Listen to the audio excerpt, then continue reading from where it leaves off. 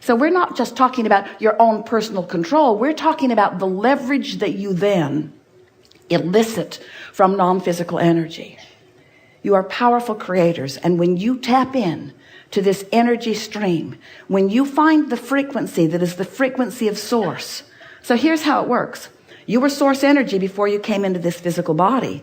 And as you came into this physical body, only a part of that which is you, really you, is focused here. An important part, a magnificent part. So here you are, sifting through the contrast, seeing the data, knowing what you don't want, sending rockets of desire about what you do want. And that vibrational emanation from you is then understood by source energy and is held by source energy as an advanced announcement of what you will live, and as a current announcement of who you have now become, who the larger part of you is. So every time you have a conversation, every time you are reading a book, every time you are engaged in any kind of thought, you are expanding. The question that this gathering wants to call your attention to and help you find the answer to is, are you staying up to speed? Are you in the general vicinity of the expansion that your own life is causing you to accomplish? And the answer to that question is known by you in the emotions that you feel. Because if you feel good, if you're frisky, if you're having fun, if you're feeling elation, if appreciation comes easily to you, if you're overwhelmed with love, if you're finding yourself tuned in, tapped in, turned on, feeling vital and alive and enthusiastic and passionate about life, then the answer to that question is yes. You are in this moment in vibrational alignment with all that you've become. But if you're feeling pensive, if you're feeling irritation or aggravation, if you're overwhelmed, if you're feeling frustration or anger, if you're feeling guilt or blame, if you're feeling any of those negative emotions like grief or despair or fear, then you are not in the vibrational proximity of that which you have come to be. And that's the only thing that you ever need to know your relationship with. You don't need to know what others think about this or that. You don't need to know what's going on with others. You don't need to take a poll like the politicians to make sure that you get it right for the majority, although they seem to care less about that all the time. All you are wanting to do, the only relationship that you are wanting to establish, is the relationship between you and you, which means if you care about the way you feel and you are able to more and more control the way you feel, then you've got hold of your vibrational offering. And then you are enacting the leverage of the energy that creates worlds. Source energy at your back, flowing through your focus, flowing through your lens, and all kinds of magnificent things happen. We've been talking to you about how you send off these rockets of desire, and these rockets of desire are contained in this vibrational reality. We've been referring to this vibrational reality. In fact, we wrote a whole book about it called The Vortex. The vortex is who you actually are. All that you want is gathered there. And law of attraction has gathered all of the cooperative components. And we tease with you. We ask you, are you one of the cooperative components to your own desire? And sometimes you are and sometimes you aren't. But here is this vibrational version that precedes everything that materializes. And now we want you to understand your relationship with that vibrational version, because you've created it. You created it through an experience that you were having, an exposure to life. But the question that we want you to focus upon often is, am I, now that I've created this vibrational version, where am I in relationship to it? What is my current point of attraction? So get this picture. Here's this vortex of creation. We've been calling it different things. It's a vibrational reality. It's your vortex. So here's this vortex that is spinning. It's the vibrational version of who you are and all that you want. And all of the cooperative components, all of the vibrationally cooperative components have been gathered. And then we tease you, are you one of them? Are you one of the cooperative components? The answer to that question lies in what you're thinking about here and now. In other words, if you've been asking for more money and right now you're complaining about not having enough, or feeling fearful or worried about your own budget, then in that moment of whatever you've focused upon that is causing you to feel that fear, you're not a cooperative component to your own vortex. And so that vortexual content cannot flow into your experience where you will realize it.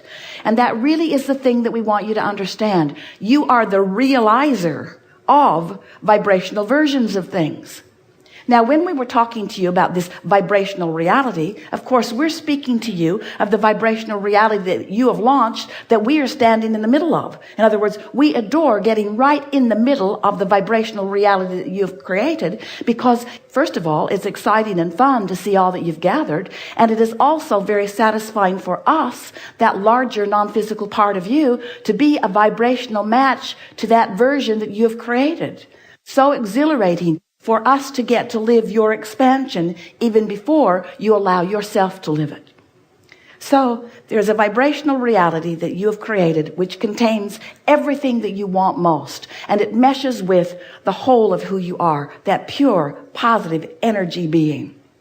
So now we want you to realize that not only is this vibrational version available, but every thought that you think sends out a vibrational reality. In other words, there's that complaining reality. There's that worried reality. Those things that you have created through the power of your mind. So as we're trying to get you to understand your point of attraction in relationship to your vibrational reality, to your vortex, we say to you, this point of attraction, we've called it different things. We've called it the grid because it's like a structure, the beginning of a structure that will fill in later with all of the fleshed out things that make you able to see it and hear it and smell it and taste it and touch it. But we want you to realize that this vibrational place where you stand, we're calling it your spinning grid disc. Stay up with us. It changes every day. Your spinning grid disc. We're reaching for different ways for you to figure out what your point of attraction is. But you could pick the high-flying one that feels like elation and love and freedom and joy and expansion and enthusiasm and all of those good things. Or you could choose the one that feels like grief and despair. Or you could choose overwhelmed. There is really a sort of vibrational grid disc. Esther likens it to the 7 dwarves. You know, there's the happy disc, and there's the bashful one, grumpy, passive-aggressive, dysfunction. Esther's up to about 200 dwarfs now. So here are these spinning grid discs, and you can tell by who meets up with you what disc you're on. If you're surrounded by a bunch of ornery people, you're on the ornery disc. It's just that simple. They didn't come to annoy you. They rendezvoused with you because they are perfect vibrational partners. The other day, Esther was interacting with some people who she didn't know, and she said to them, law of attraction must be broken.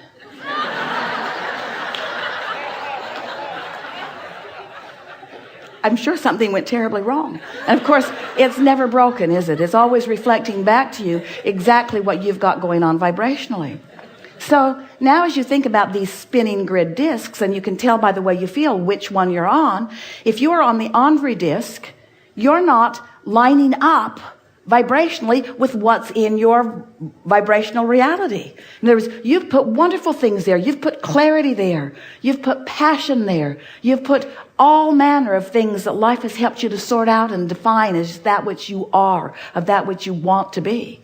And so as you begin to pay more attention to which of these spinning discs you are choosing in any moment, then you begin to understand what's coming into your experience. Now, we'll talk more about that later because it's such an important concept, and we really want you, by the end of this gathering, by the end of this cruise, we want you to really understand that fully, because as you're able to place yourself consciously on these vibrational spinning discs, then you will understand unequivocally why every single thing that ever happens to you or to anyone that you know is happening. You'll begin to see that it is a vibrational choice that they're making or that you're making first.